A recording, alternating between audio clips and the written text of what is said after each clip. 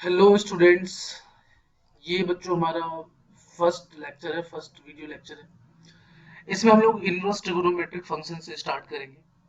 देखो बच्चों, inverse trigonometric function से मैंने क्यों स्टार्ट किया, क्यों मैं चाहता तो फंक्शन से भी स्टार्ट कर सकता था, जो कि हमारा फर्स्ट चैप्टर है।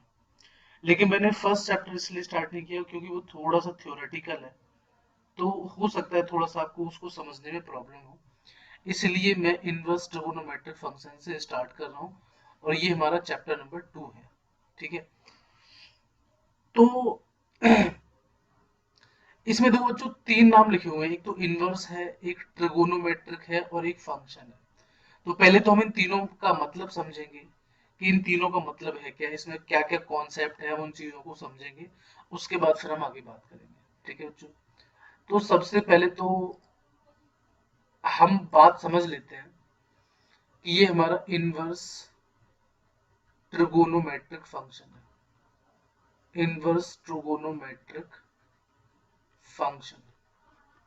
ठीक है। देखो बच्चों, इसमें इस इनवर्स ट्रिगोनोमेट्रिक फंक्शन में इस इनवर्स ट्रिगोनोमेट्रिक फंक्शन में ट्रिगोनोमेट्रिक भी आ रहा है और फंक्शन भी आ रहा है। तो हम एक एक करके सारी चीजें पढ़ेंगे। आज हम क्या है, सिर्फ कॉन्सेप्ट कवर करेंगे। एक इंट्रोडक्शन हम कवर करने वाले हैं। ठीक है। तो सबसे पहले तो बच्चों क्या है, यहाँ पे फंक्शन है और यहाँ पे ट्रिगोनोमेट्री है। तो सबसे पहले तो बच्चों हम फंक्शन का मतलब समझ लेते हैं कि फंक्शन का मतलब क्या होता है। फंक्शन का मतलब क्या होता है बच्चों? फंक्शन क्या होता है हमारा? ये हमारा सबसेट ऑफ कार्टेशियन प्रोडक्ट होता है। फंक्शन क्या होता है हमारा? Subset of Cartesian product. Cartesian subset of Cartesian product of two sets. अब देखो, इसको हम डिटेल में तो फर्स्ट चैप्टर में पढ़ेंगे कि कार्टेशियन प्रोडक्ट का सबसेट क्या होता है, ये तो हम बाद में पढ़ेंगे। तो इसको थोड़ा सा हम ऐसे समझ लेते हैं कि अगर मान लो ये मेरा डोमेन वाला सेट है, ये मेरा डोमेन वाला सेट है, और ये मेरा कोडोमेन वाला सेट है। ठीक है ना। ये मेरा डोमेन वाला सेट है, ये मेरा कोडोमेन वाला सेट है। ये x1 है, ये x2 है, ये x3 है, ये y1 है, ये y2 है, ये y3 है। तो कहने का मतलब ये है कि अगर x की एक वैल्यू पे y की एक वैल्यू आए। देखो बच्चों, फंक्शन हमारे दो टाइप के होते हैं। फंक्शन हमारे कितने टाइप के होते हैं?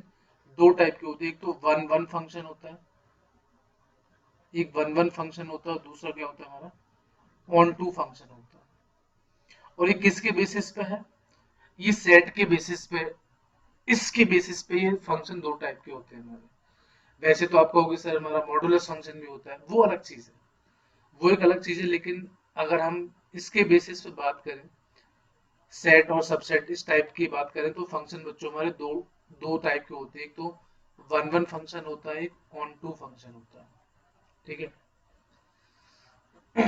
वन वन ऑन टू, एक मैनी वन भी होता है, मैनी वन भी होता है, और फिर ऐसे तो एक इनटू फंक्शन भी होता है। ये सारे फंक्शन बच्चों हम पढ़ेंगे यहाँ पे। पर अभी तो हम बात कर रहे हैं वन वन की और मैनी वन की। तो यहाँ पे हम वन वन और मैनी वन की बात कर रहे हैं। देखो, यहाँ जो आगे वन लिखा हुआ है, ये डोमेन वाला का एलिमेंट है, और ये को डोमेन वाला एलिमेंट है। मतलब अगर हम वन वन की बात करें, इसका मतलब x का एक एलिमेंट y के एक एलिमेंट से अटैच होना चाहिए, तो वो वन वन फंक्शन हो जाएगा। और एक होता है मेनी वन फंक्शन, यानी x के बहुत सारे एलिमेंट y के एक एलिमेंट से कनेक्ट हो सकते हैं। जैसे फॉर एग्जांपल, मान लो मेरे पास है y इक्वल टू एक्स। ये मेरे पास एक रिलेशन है या फंक्शन है। फंक्शन ही है एक तरीके से, रिलेशन भी बोल सकते हैं, बट रिलेशन और फंक्शन में थोड़ा सा डिफरेंस होता है, वो हम आगे पढ़ेंगे। तो अगर मान लो ये मेरे पास x का सेट है, ये मेरे पास y का सेट है।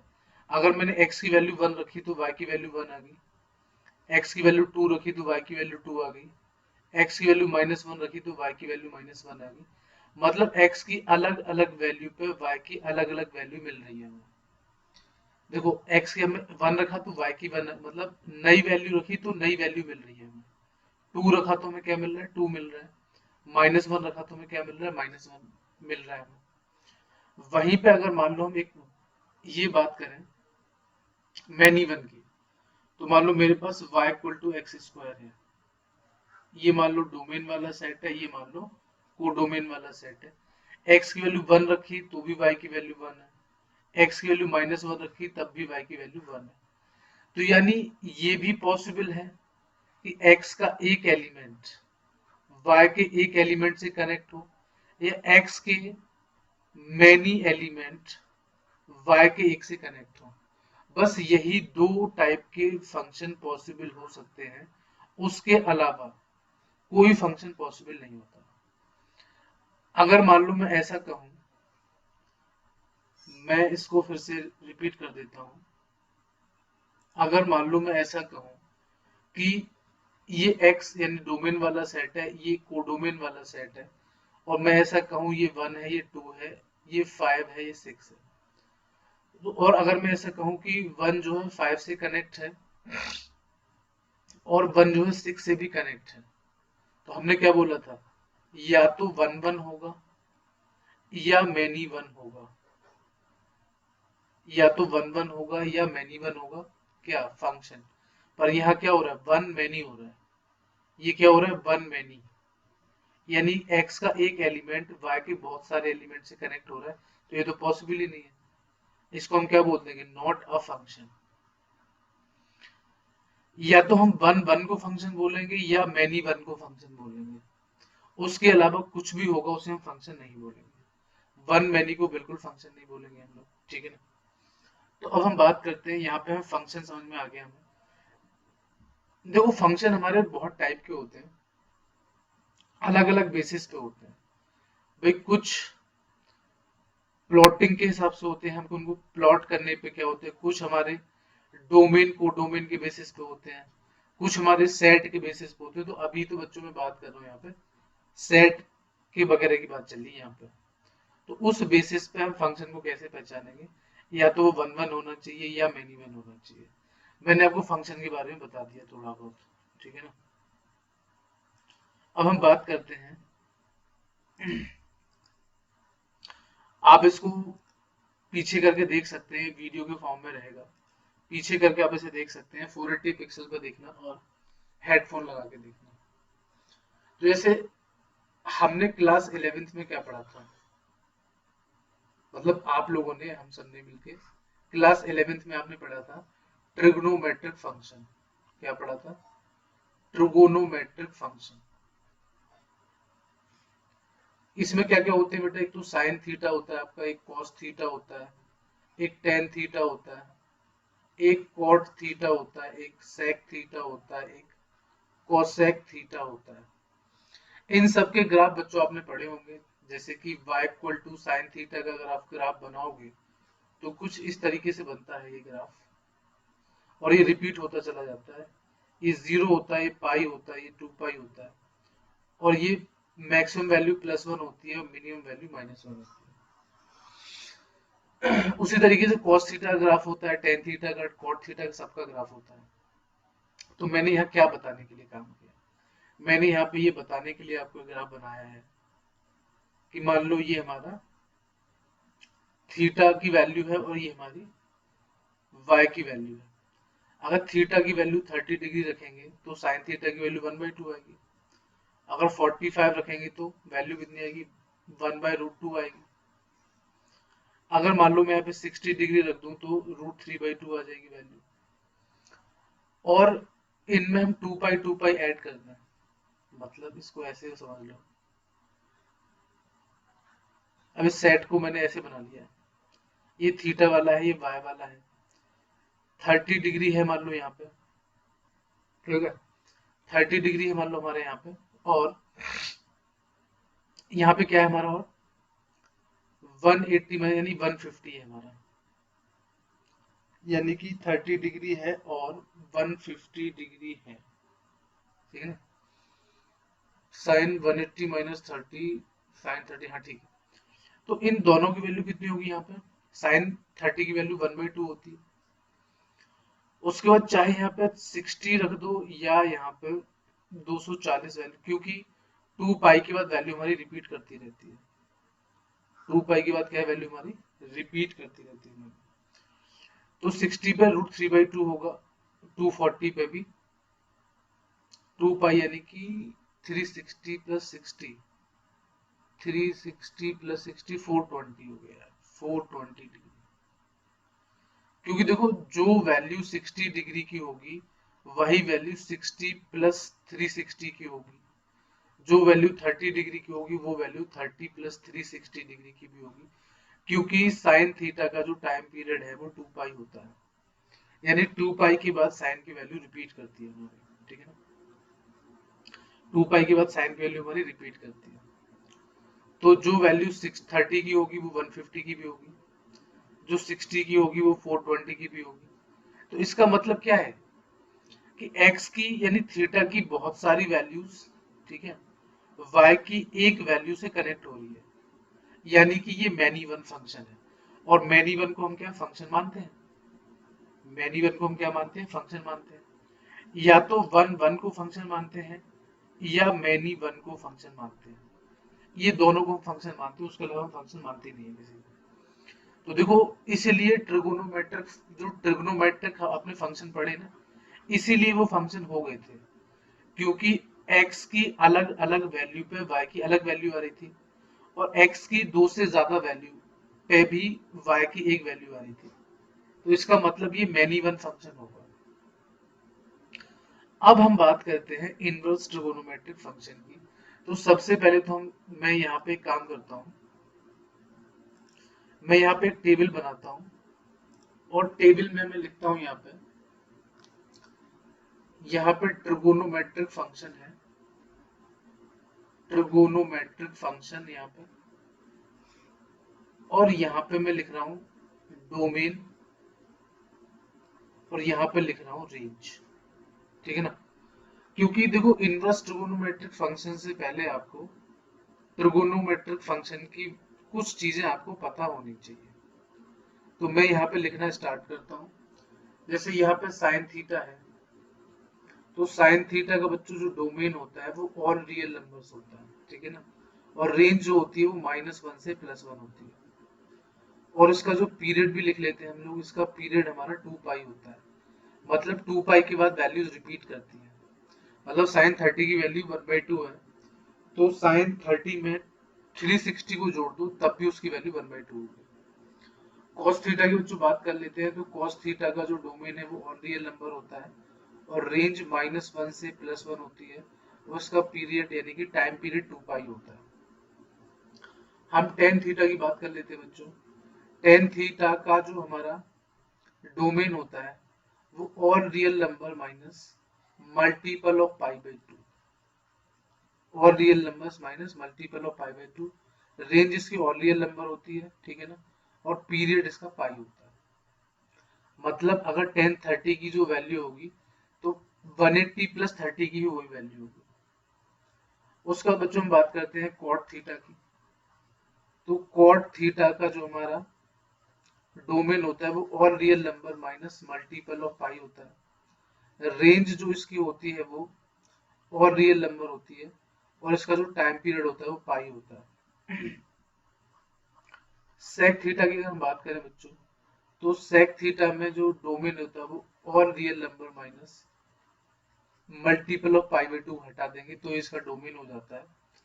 और जो रेंज होती है वो होती है -∞ से -1 यूनियन 1 से इंफिनिटी। क्या होती है? -∞ से -1 यूनियन 1 से इंफिनिटी। और जो सेक थीटा होता है बच्चों, इसका जो पीरियड है वो 2 पाई होता है, ठीक है ना। उसी तरीके से बच्चों हमारा कोसेक थीटा होता है। क्या होता है? कोसेक थीटा होता है। इसका जो डोमेन होता है वो all real number minus multiple of pi होता है। इसकी जो रेंज होती है वो -∞ से -1 यूनियन 1 से इंफिनिटी होता है, और इसका टाइम पीरियड भी कितना होता है बच्चों, हमारा 2 पाई होता है। इसका मतलब ये क्या हुआ, हमने यहाँ पे इनवर्स ट्रिगोनोमेट्रिक फंक्शन के पहले इनवर्स ट्रिगोनोमेट्रिक फंक्शन से पहले हमने ट्रिगोनोमेट्रिक फंक्शन की बात करी है कि ट्रिगोनोमेट्रिक फंक्शन हमारे कितने होते हैं, उसका डोमेन क्या होता है, रेंज क्या होता है और पीरियड क्या होता है। ठीक है ना। अब हम बच्चों बात करते हैं कि हमारा इनवर्स ट्रिगोनोमेट्रिक फंक्शन क्या होता है। क्या बात करेंगे हम कि इनवर्स ट्रिगोनोमेट्रिक फंक्शन हमारा क्या होता है। ठीक है ना। तो सबसे पहले इनवर्स ट्रिगोनोमेट्रिक फंक्शन को पढ़ने से पहले आपको ये बता दूं मैं, भाई हम बात कर रहे हैं इनवर्स ट्रिगोनोमेट्रिक फंक्शन की। इनवर्स ट्रिगोनोमेट्रिक फंक्शन की हम बात कर रहे हैं। ठीक है ना। तो सबसे पहले देखो बेटा हम ट्रिगोनोमेट्री का डायग्राम बना लेते हैं। ट्रिगोनोमेट्री का देखो मैंने भी क्या बोला था यहाँ पे, x की वैल्यू अगर 30 डिग्री है या x की वैल्यू मान लो मेरे पास यहाँ पे 360 प्लस 30 390 डिग्री है, ये मान लो मेरी थीटा की वैल्यू है और ये साइन थीटा की वैल्यू है। साइन 30 की वैल्यू भी हमारी कितनी होगी 1/2 होगी और साइन 390 की वैल्यू भी हमारी 1/2 होगी। ठीक है ना। साइन 30 की वैल्यू भी हमारी कितनी होगी 1/2 होगी और साइन 390 की वैल्यू भी 1/2 होगी। क्यों होगी, क्योंकि साइन थीटा का जो टाइम पीरियड है वो 2 पाई होता है। तो अगर 30 डिग्री में हम 2 पाई यानी कि 360 को जोड़ दें तो 390 हो जाएगा, तो उसकी वैल्यू भी 1/2 हो जाएगी। इसका 30 पे भी 1/2 है, 390 पे भी 1/2। इसका मतलब ये मैनी वन फंक्शन हो जाएगा। क्या हो जाएगा हमारे, मैनी वन फंक्शन हो जाएगा। अब जो इनवर्स ट्रिगोनोमेट्री होती है बच्चों, तो इनवर्स ट्रिगोनोमेट्रिक फंक्शन में क्या होता है, ट्रिगोनोमेट्रिक फंक्शन में जो डोमेन होता है, ये डोमेन था हमारा। ट्रिगोनोमेट्रिक फंक्शन में जो डोमेन था वो यहाँ पे रेंज बन जाती है, कोडोमेन बन जाता है। तो यहाँ पे 30 हो जाएगा और ये 390 हो जाएगा। मतलब यहाँ पे जो डोमेन है वो यहाँ क्या बन जाएगा, कोडोमेन बन जाएगा। और जो यहाँ पे कोडोमेन था, जो यहाँ पे कोडोमेन था, अभी तो फिलहाल रेंज लिखी हुई है यहाँ पे, बट कोडोमेन वाला सेट है ये तो यहाँ जो कोडोमेन वाला सेट है वो यहाँ पे क्या बन जाएगा, डोमेन वाला सेट बन जाएगा। जो यहाँ पे डोमेन वाला सेट होता है वो कोडोमेन वाला सेट बन जाएगा और जो यहाँ पे कोडोमेन वाला सेट होता है वो यहाँ पे डोमेन वाला सेट बन जाएगा। और रिलेशन तो बच्चों ऐसे ही रहेगा ना। बात समझ में आ रही है। ट्रिग्नोमेट्रिक फंक्शन में मैनी वन था, पर इनवर्स ट्रिग्नोमेट्रिक फंक्शन में वन मैनी बन जाएगा। तो यहाँ पे डोमेन का एक एलिमेंट है और यहाँ कोडोमेन के मैनी एलिमेंट है। ठीक है ना। और वन मैनी तो हमारा फंक्शन होता ही नहीं है। इसका मतलब ये हो गया कि अभी हमारा इनवर्स ट्रिग्नोमेट्रिक फंक्शन को हम फंक्शन नहीं बोल सकते हैं। देखो जितना मैं बोल रहा हूँ ना ये बहुत कॉन्सेप्चुअल बातें बोल रहा हूँ, तो अगर आपको समझ में ना आए तो आप वीडियो को फिर से रिपीट करके देख लें। ठीक है। मैं क्या बोल रहा हूँ यहाँ पे, ट्रिग्नोमेट्रिक फंक्शन में हमारा मैनी वन फंक्शन बन गया था और मैनी वन फंक्शन हमारा एक्सेप्टेबल होता है। पर इनवर्स ट्रिग्नोमेट्री में क्या होता है, जो ट्रिग्नोमेट्री में डोमेन होता है वो इनवर्स ट्रिग्नोमेट्री में कोडोमेन हो जाता है और जो ट्रिग्नोमेट्री में कोडोमेन होता है वो इनवर्स ट्रिग्नोमेट्री में डोमेन हो जाता है। तो देखो यहाँ पे ये डोमेन था, यहाँ पे ये डोमेन था, तो यहाँ पे क्या हो गया हमारा, कोडोमेन बन गया। और यहाँ पे कोडोमेन था तो ये हमारा यहाँ पे डोमेन बन गया। ठीक है ना। तो इसका मतलब यहाँ पे डोमेन का एक एलिमेंट है और कोडोमेन के बहुत सारे एलिमेंट हैं। ठीक है ना।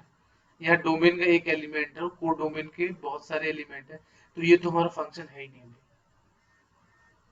ये हमारा फंक्शन है ही नहीं अभी। तो बच्चे बोलेंगे सर हम पढ़ते तो है फंक्शन है ये हमारा, पर फंक्शन नहीं है तो फिर कैसे करेंगे हम। तो देखो बच्चों फंक्शन हम ऐसे बनाएंगे इसको। देखो ये हमारा हो गया 0, ये हो गया हमारा पाई, ये हो गया हमारा π/2 और ये हो गया हमारा माइनस का π/2। देखो यहाँ पे ASTC रूल चलता है। फर्स्ट क्वाड्रेंट में ऑल पॉजिटिव, दूसरे में साइन और कोसेक पॉजिटिव, तीसरे में टेन और कॉट पॉजिटिव, चौथे में कॉस और सेक पॉजिटिव। तो हमें ऐसा चाहिए, यानी कि जो यहाँ पे क्या होगा हमारा, यहाँ पे कोई ना कोई वैल्यू होगी हमारी, और कोडोमेन वाले सेट में कोई ना कोई एंगल होगा हमारा। तो बस हमें एक ऐसी वैल्यू चाहिए जो रिपीट ना करे। भाई देखो, 0 से π/2 तक एंगल पॉजिटिव है, और 0 से -π/2 तक हमारा ये कॉस पॉजिटिव होता है। तो देखो, 0 से 90 तक पॉजिटिव वैल्यूज होंगी, और 0 से- तक हमारी नेगेटिव वैल्यूज होंगी। ठीक है ना।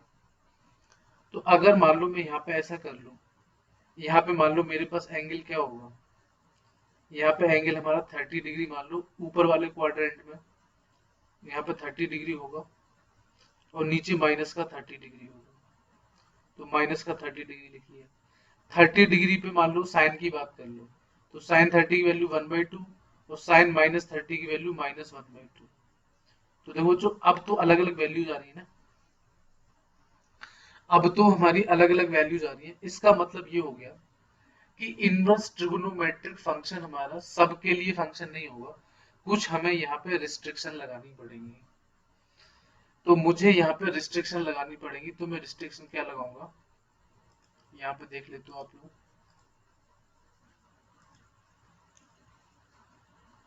तो हम आगे बढ़ते हैं। देखो यहाँ पे क्या होगा हमारा, हमने बनाए 0 π/2, यहाँ पाई, यहाँ -π/2। ASTC वाला रूल चलेगा, ASTC वाला हमारा रूल चलेगा यहाँ पे। Inverse trigonometric function, inverse trigonometric, inverse trigonometric function. Inverse trigonometric function को हम किससे डिनोट करते हैं, अगर इस ये होता है sine inverse x, cos inverse x, और बाकी इनवर्स वाला आ जाएगा। या साइन इनवर्स एक्स को हम क्या बोलते हैं, आर्क साइन एक्स। क्या बोलते हैं, आर्क साइन। आर्क का मतलब होता है साइन इनवर्स, इनवर्स वाला फंक्शन। कॉस इनवर्स एक्स को हम क्या लिख सकते हैं, arc cos x. Tan inverse x को हम क्या लिख सकते हैं, आर्क टेन एक्स। ठीक है ना। कॉट इनवर्स एक्स को हम क्या लिख सकते हैं, आर्क कॉट एक्स। उसी तरीके से बाकी जो भी है हमारे सेक इनवर्स है, यहाँ पे कोसेक इनवर्स एक्स है। ठीक है ना। तो इसको भी हम आर्क सेक लिख देंगे, और यहाँ पे हम आर्क कोसेक लिख देंगे। ठीक है ना। तो चाहे आप इसको साइन, अब देखो बहुत से बच्चे ये सोचते हैं सर साइन इनवर्स एक्स को हम ऐसे लिख सकते हैं क्या, 1/sin x। ये गलत है, ये कोई पावर नहीं है, ये कोई पावर नहीं है, ये क्या है, एक्सपोनेंट नहीं है कोई। ये -1 किसको डिनोट कर रहा है कि ये इनवर्स फंक्शन है, ये माइनस इसको डिनोट कर रहा है कि ये इनवर्स फंक्शन है। ठीक है ना। तो इसको ऐसे नहीं लिख सकते 1/sin x, ये गलत हो जाएगा। ठीक है ना। तो या तो हम इनवर्स में ही बोल दें, साइन इनवर्स एक्स बोल दें, या फिर हम इसको बोल दें arc sine x, arc cos x. इस तरीके से हम इसे बोल सकते हैं। तो देखो बच्चों, ये हमारा साइन इनवर्स एक्स फंक्शन तो होगा, ये सारे के सारे फंक्शन तो होंगे हमारे, पर किसी एक वैल्यू के किसी एक इंटरवल में होंगे, किसी एक इंटरवल में फंक्शन होंगे, बाकी जगह फंक्शन नहीं होंगे। तो देखो यहाँ पे हम बात करते हैं, तो देखो बच्चों y = जो साइन इनवर्स एक्स होगा, बिल्कुल फंक्शन होगा, लेकिन कहाँ फंक्शन होगा, ये फंक्शन होगा तब जब x की वैल्यू -π/2 से +π/2 के बीच में है। तो अगर x की वैल्यू -π/2 से +π/2 के बीच में अगर होगा, तभी ये हमारा फंक्शन होगा, अदरवाइज हमारा ये फंक्शन नहीं होगा। ठीक है ना। मतलब कहने का ये है कि अगर साइन इनवर्स एक्स की जो वैल्यू है, साइन इनवर्स एक्स की जो वैल्यू है, अगर वो -π/2 से π/2 के बीच में आ रही है, तो हमारा क्या होगा, जो कर्व होगा यानी कि जो इनवर्स फंक्शन होगा, तभी वो फंक्शन होगा, अदरवाइज नहीं होगा। मतलब इन दोनों के बीच में अगर एंगल की वैल्यू है, या वैल्यू की वैल्यू है, मतलब वैल्यू है हमारी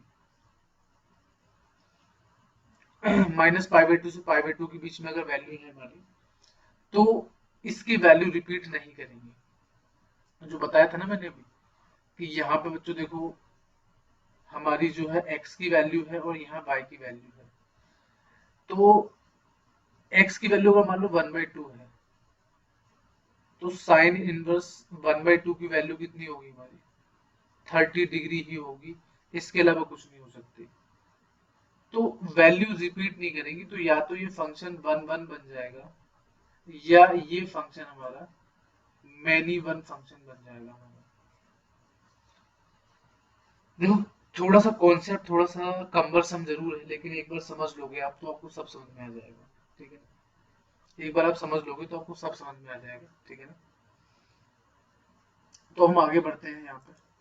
तो अब मैं यहाँ पे लिख देता हूँ बच्चों, जो भी हमारी यहाँ पे मैं लिख रहा हूँ inverse trigonometric function, inverse trigonometric function की बात कर रहा हूँ मैं, ठीक है ना। सबसे पहले देखो बच्चों y equals to sine inverse x लिखा हुआ है या cos इनवर्स x लिखा हुआ है, तो ये एक एंगल की वैल्यू होती है, ठीक है ना। मतलब साइन इनवर्स के अंदर कुछ भी आ जाए वो क्या देगा आपको, एक एंगल देगा। यहाँ जो है वो आपकी वैल्यू रहेगी, और साइन इनवर्स उस वैल्यू कितनी होगी हमारी, एंगल के बराबर हो जाएगी। मतलब कोई भी इनवर्स फंक्शन हमें किसकी वैल्यू देता है, एंगल की वैल्यू देता है। किसकी वैल्यू देता है हमें, एंगल की वैल्यू देता है, ठीक है ना। तो मैं यहाँ पे टेबल बना रहा हूँ बच्चों, यहाँ पे साइन इनवर्स x है, यहाँ cos इनवर्स x है, यहाँ tan इनवर्स x है, यहाँ पे cot इनवर्स x है, यहाँ पे sec इनवर्स x है, और यहाँ पे cosec इनवर्स x है। ये बच्चों देखो हमारा डोमेन होगा यहाँ पे, और ये हमारा हो जाएगा रेंज, और इसी को हम बोलते हैं प्रिंसिपल ब्रांच। क्या बोलते हैं इसको हम, प्रिंसिपल ब्रांच। मैंने भी बताया था आपको बच्चों, ट्रिग्नोमेट्री में जो रेंज होता है वो यहाँ डोमेन बन जाएगा। तो ये हो जाएगा डोमेन -1 से +1, यहाँ भी -1 से +1, और ये हो जाएगा हमारा -π/2 से +π/2। ये हो जाएगा हमारा 0 से पाई। ये याद करना पड़ेगा आपको, ठीक है ना। tan इनवर्स x का डोमेन क्या हो जाएगा, ऑर्लियल नंबर हो जाएगा, ठीक है ना। और ये हो जाएगा -π/2 से +π/2। cot इनवर्स x की हम बात करें तो ये ऑल रियल नंबर हो जाएगा, ठीक है। और ये हो जाएगा 0 से पाई। सेक इनवर्स की बात करें तो सेक इनवर्स x का डोमेन क्या हो जाएगा हमारा, -∞ से -1 यूनियन 1 से इंफिनिटी। और इसकी जो रेंज या प्रिंसिपल ब्रांच है वो क्या हो जाएगी बच्चों हमारी, वो हो जाएगी 0 से पाई -π/2, ठीक है। और कोसेक इनवर्स का क्या हो जाएगा बच्चों, ये भी -∞ से -1 यूनियन 1 से इंफिनिटी। और यहाँ पे जो प्रिंसिपल ब्रांच होगी वो हो जाएगी -π/2 से π/2 -0। तो बच्चों ये आपको याद करना पड़ेगा, ठीक है ना। ये आपको क्या करना पड़ेगा, आपको याद करना पड़ेगा। तो देखो बच्चों मैं यहाँ पे 3 ग्रुप बनाता हूँ मोटे मोटे, मैं यहाँ पे 3 ग्रुप बनाता हूँ। ये ग्रुप 1 है। ग्रुप 1 में मैं लिखता हूँ sine inverse x, cosec inverse x, cosec inverse x, और मैं लिखता हूँ एक टेन इनवर्स एक्स। तो इनकी जो प्रिंसिपल ब्रांच है वो कहीं ना कहीं -π/2 से +π/2 होगी। अब देखो ये माइनस का लगा हुआ है, ये सॉरी यहाँ पे -0 है, ये क्लोज या ओपन इंटरवल है, तो वो तो कोई दिक्कत नहीं है। बट एक ऐसे हम याद रख सकते हैं कि -π/2 से +π/2 वाली चीज है ये तीनों, यानी कि इन तीनों के जो एंगल की वैल्यू है वो -π/2 से +π/2 के बीच में होनी चाहिए, ठीक है ना। और जो ग्रुप 2 मैंने बनाया, ग्रुप 2 में हमारा cos इनवर्स x है, cos इनवर्स x के अलावा हमारा यहाँ पे sec इनवर्स x है, और cot इनवर्स x है। तो उनकी जो प्रिंसिपल ब्रांच है वो कहीं ना कहीं 0 और पाई से मिलती जुलती है। कहने का मतलब क्या है बच्चों हमारा, कहने का मतलब ये है हमारा, ये 0 है, ये π/2 है, ये पाई है, और ये हमारा -π/2 है। तो कहने का मतलब है कि जो साइन इनवर्स x हमारा फंक्शन होगा वो -π/2 से π/2 में होगा, मतलब यहाँ और यहाँ हमारा ये फंक्शन होगा, क्योंकि यहाँ पे साइन पॉजिटिव होता है। पहले तो ये लिख लो ASTC, यहाँ पे साइन पॉजिटिव है, यहाँ नेगेटिव है, तो वैल्यू तो वैसी मैच नहीं करेगी हमारी, ठीक है ना। cos इनवर्स x 0 से पाई के बीच में है हमारा तो फर्स्ट में cos पॉजिटिव होता है, सेकंड में नेगेटिव होता है, तो वैल्यू रिपीट नहीं करेगी हमारी, तो हमारा ये 1 1 फंक्शन हो जाएगा। तो उसी तरीके से हमने इनको लिख लिया यहाँ पे कि इस एंगल से लेके इस एंगल के बीच में ये सारे के सारे हमारे फंक्शन होंगे। अगर मान लो मैं ये बोल दूं क्या हर जगह ये फंक्शन नहीं हो सकता, तो हर जगह बच्चों ये फंक्शन नहीं हो सकता, क्योंकि हर जगह ये 1 1 फंक्शन या मैनी वन फंक्शन नहीं रहेगा, ये वन मैनी बन जाएगा कहीं ना कहीं, तो गड़बड़ हो जाएगी, फंक्शन की जो डेफिनेशन है वो गड़बड़ हो जाएगी हमारी, ठीक है ना। तो इसलिए बच्चों हमारा क्या होगा ये,